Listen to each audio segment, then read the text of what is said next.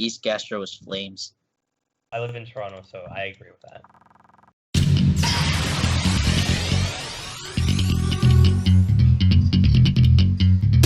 Okay, hey guys, welcome back to our 4th episode of the Smogon Rate My Team official video series. We're back again with an OU team this week. I'm here with Panther, Team Pokepals, and Dennis. Say hello, guys. Howdy. What's up, guys? Okay, so we have a Megaladios semis Hall team that we're going to look at today. We're going to pull it up here and give a little bit of an overview, then go into some of the changes and what we thought about the team. So I'm going to let you guys take it away. So initially, when you're looking at the team, we deduced that it was most likely built around a core of Heatran, Megaladios, and Clefable, a fairly classic Dragon Fairy Steel core. And then the rest of the mons like Gastrodon, Zapdos, and Ferrothorn added to help deal with Pokemon like Keldeo, for example, to help deal with Bisharp, as another example. And that was my initial impression of the team. Just looked like kind of like your casual standard fat Megaladios team, where basically it's like it has a lot of both, but it does struggle against some what's it called stronger wall breakers like Mega Medicham, as it can just 2-hit KO everything. Another issue with the team is I think it is very slow. Yeah. And the matchup against Sun's offense is very poorly, so you gotta play around it. It forces a lot of 50-50s, for example, like Retro 2 KOs Gastrodon, unfortunately. So it forces 50-50 doubling into Zapdos and the Earthquake and having to go back into Gastrodon, and a Miscreant Predict could really break a hole in this team's core. Some stronger steel types like Mega Metagross, even Bisharp, but then Mega Scizor especially. Like all three of those, like as soon as like Heatran's gone, they just kind of go right through the team. Also, opposing Heatran could be annoying because the only real answer is Gastrodon and can get Solar Beam, and Larios can get Toxic. So yeah, and it could just Toxic Rotom, Toxic. It Toxic everything, puts everything on a timer, which is just, and like this team it's not a full stall team, so it doesn't really have a Cleric, so that's really annoying to deal with. I think that's, at least from my end, those are the main things that I noticed that required attention for this team. Anything else that you guys noticed that you guys want to add? Mega Alakazam, I think I mentioned maybe. Yeah, that was the one thing that also looked really annoying to face, because it can just Focus Blast Heatran and Ferrothorn, and then Psychic, kind of everything else, and then Megaladios, I don't know if it breaks. Like if it's up Calm Mind, like if you're facing one, then I don't know how well you break it. You lose if it's self-calm mind. Like it 2 KOs pretty much the whole team. Like the only way you can really win against it is hoping Focus Blast misses Ferrothorn and then you kill it. Like, which if that's your answer, then that is not really a good answer. Some changes that we all thought of together. So, does anyone want to start with the first change that we all agreed upon? we have Ferrothorn initially because it checks Manaphy, but because we have Gastrodon to check the CM set and Larias, plus Clefable that can take a hit and pretty much wear down Manaphy, we don't think it is very necessary to keep there. So we're looking for a speed control and a form to revenge kill the faster threat like Alakazam, as TP mentioned. So we opted to Scarpchon because it's not only faster enough to revenge Alakazam, but also learns fire type attack, which can threaten Mega Scizor, for example, if Heatran is wore down. Mm-hmm.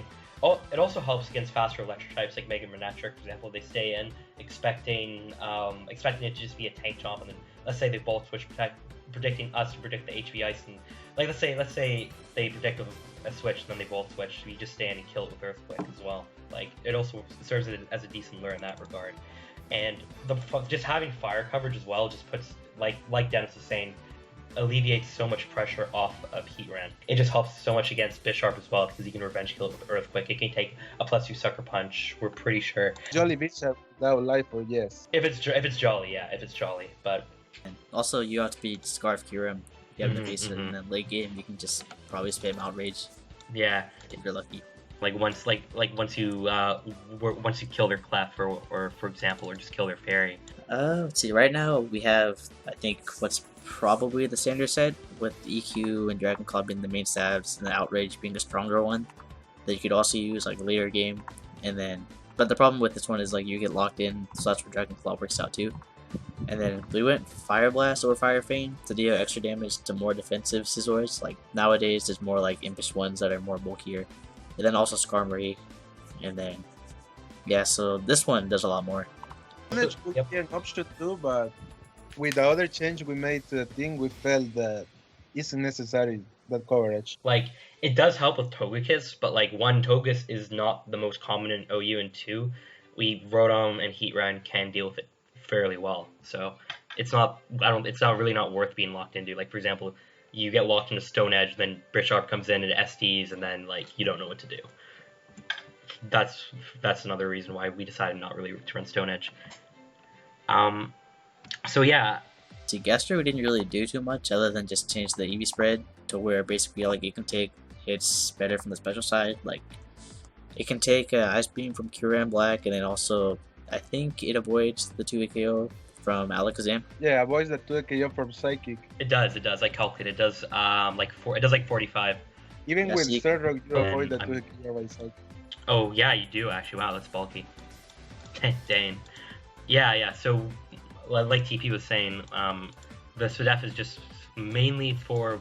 We put it mainly for Zam, but also Kyurem as well, because forcing like having to risk Heatran coming in and then predicting the Earth Power, losing Heatran would just not be worth it if they have some other breaker or some type of like, or something like a Clef in the back that could just kind of take on the team really easily without Heatran. Also, the full defense investment is only for Keldeo, and we have plenty of Keldeo checks, so Yeah, exactly.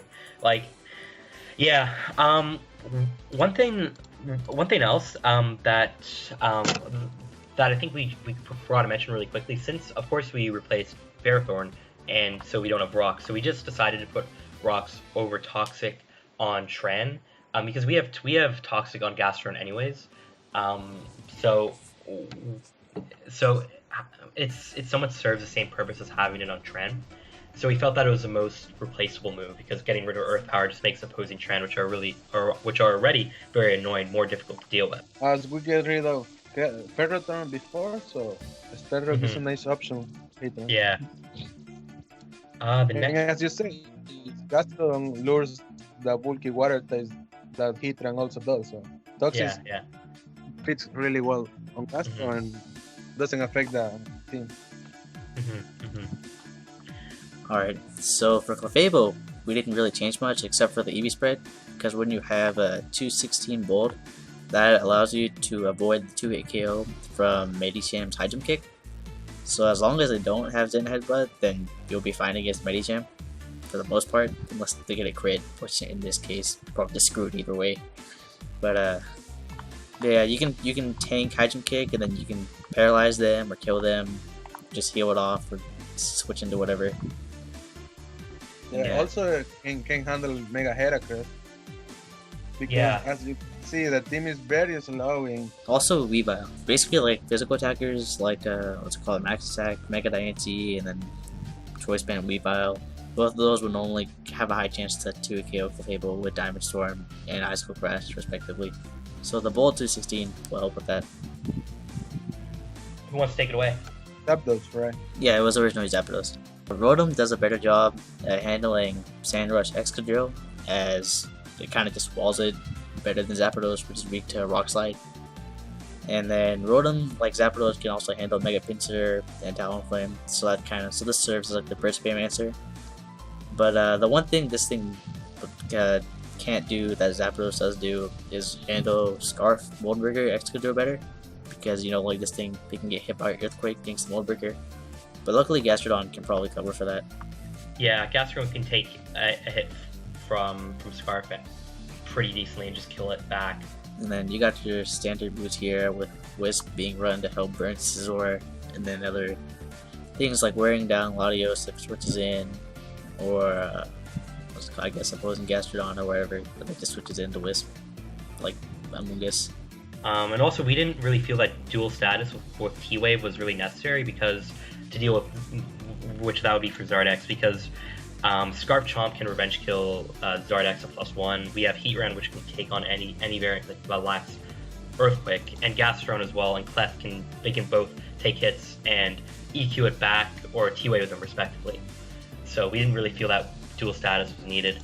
And also the 44 speed is to outrun Max Speed Jolly, Belly Drum Azu, which, while we do admit is uncommon, still does pose a threat because it can just run through this team after. One option you could do with the team is if you run, if you run enough speed, then you can hit 263 to outspeed Jolly, Bisharp, and Breloom. So that would help with the Bisharp weakness because you outspeed and you just click Wisp before they click knockoff.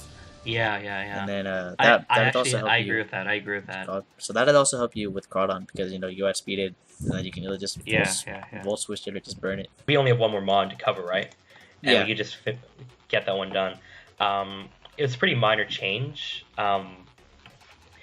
Since we got rid of Zapdos, we have no hazard removal, and not having a hazard removal on a bulky team is not really advisable. Because especially if you don't have something like a Make Sableye, hazard stacking teams, like hyper offensive teams will just stack hazards against you and overwhelm your team. So with the change with with the change with Rotom that helps with Bisharp, we felt that replacing Reflect type on Mega Latias was fine, and putting Defog. Yeah, because what's it called? Like for Hawthorne, for example, it could set up spikes against Gastro, Clefable, even Rotom, Latias, even Garchomp if it's locked into not Fire Blast. So really, I guess Heatran's the only one that can kind of prevent spikes. But since it's like the main thing that does get worn down by spikes, you really want to keep hazards off. So that's why it works out pretty well. Exactly. And yeah, like with the new Rotom spread, Bisharp is handled much better. So Defog is fine. Just throwing Defog on there, I think it's perfectly we all agree that it's it's better to have hazard removal than to be a little bit better off against Bisharp and Tyranitar. I guess we can probably mention some downsides to our changes, I guess. Yeah, what do you think? What's it called? Start us off, man. What do you think of what are some things that are still threatening? So see, without for Hawthorne, Heatran is really the only mon that can kill Clefable, which I guess it's annoying. Because it just gets paralyzed, and then it's like, what are you gonna do now? Yeah, because if you don't taunt with Heatran, this thing, everything else kind of just gets walled. Like, Garchomp can EQ, but it does look pretty annoying. We have our own Clef, I guess. Yeah, I guess. Yeah. Like you switch hard Heatran into their Clef and they T-Wave, and then they Calm Mind and you get paralyzed. Then they Calm Mind again, and then you taunt. Then you're in a very bad situation. Like that's just an example of a situation where Heatran wouldn't necessarily beat Clef. So to the user of this team, when you're playing around Clef, it might be a good idea to scout for the T-Wave and go into Gastron ideally, actually, and just to see if they have it. And then if they have Flamethrower, then because either way, Moonblast isn't going to do too much to Gastron unboosted, and Flamethrower is not going to do anything. So it's a safe bet to scout with Gastron for the T-Wave, and then when you think that they don't have it, then it's going to Heatran. What do you think of that? The only problem with going into Gastro is it's still kind of setup bait. So I guess one thing you could try out, it's some options are either Curse Gastrodon, which I guess you and the opposing Clef both just kind of continue to set up until someone dies. Yeah. So there's that option, probably over Toxic, I guess, though you're still kind of burn prone, I guess, but you do have Clef, so that's fine. And then the other option I sometimes run is you can either run Encore on Clefable to lock opposing Clefable, literally any mon, into especially against Stall, because when you face Chansey, you just lock them in the soft boiled and then you set up. The same thing applies for Skarmory, Quagsire, and then you just kind of PP stall them. That's cool. I've never seen that. That's really cool. Clef learns so many moves. Holy, never knew to learn Encore. That's neat. That's really neat. Yeah, and if you do that, then you want to have 4. You want to take out 4 from here and just put them here, because that way you'll outspeed the other Clef. Oh, true. And then you can just Encore them. Yeah, that's smart. What else do you think still kind of annoys this team? Mega Gardevoir, what's it called? You can kind of switch in on Garchomp into Dragon Claw, Mega Latias, Rotom. Yeah, Rotom, even Gastron if on a recover or something. Yeah, because we don't. Our Fairy Resist is Heatran, I guess. So our way to beat Guard is to hope that they miss Focus Blast from Heatran. which isn't optimal to say the least. Yeah, so I guess you just want to keep Clefable in the back to T-Wave, and then try to revenge a Garchomp if possible. So I guess as a recap, you have Clefable, which kind of sets up on the whole team, and really Heatran's the only one that can really just beat it one-on-one. And then, what's it called? Then you got Mega Gardevoir, who's just kind of impossible to really switch into. Then you'll want to keep Clefable healthy to T-Wave it. Yeah. Or Garchomp to revenge kill it. And then, what's it called? Ferrothorn can also be annoying because he can set up spikes on anything. On except, 5 members of this team, literally. Yeah, kind of. Well, yeah. Except for Heatran, and then unless Garchomp's somehow not locked into Fire Blast, which I guess is rare. And then so if you find during testing some things are not as big of a deal as we thought they were, we can make changes accordingly. That's the best way to understand what your team needs. All right, so we're going to wrap it up there. Thank you, all of you guys. I want to give a special thanks to all 3 of you, Panther, Team Pokepals, and Dennis, for being on the video. As always, guys, rmtcast@gmail.com is the place to send teams if you have them. Any tier, anytime, send them our way. From now on, please, we would like you to send a brief description of the team, your team building process, what you built around, what the goals of the teams are, possible threat lists. Just a short paragraph so we have some idea of where you were coming from when you built these teams. And other than that, we really look forward to seeing you guys on our next video. We are going to be talking about some new types of videos that we want to do. Things like Rating 101, how to do an RMT on the forums. Team Pokepals has some great ideas about that. If there's any types of videos that you guys would like to see, send us an email and let us know. And until next time, we'll catch you later.